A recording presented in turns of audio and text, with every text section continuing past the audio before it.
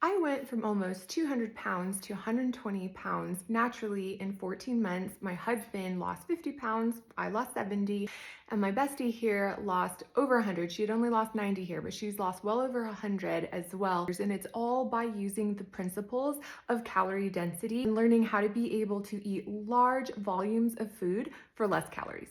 So today I'm going to show you like a meal plan of what a day of weight loss eating looked like for me. And to make this easy, all these recipes are out of Plantifully Lean. I ate these blueberry vanilla pancakes for breakfast all the time because I could have a stack of 5 of these pancakes with a little maple syrup for just 384 calories.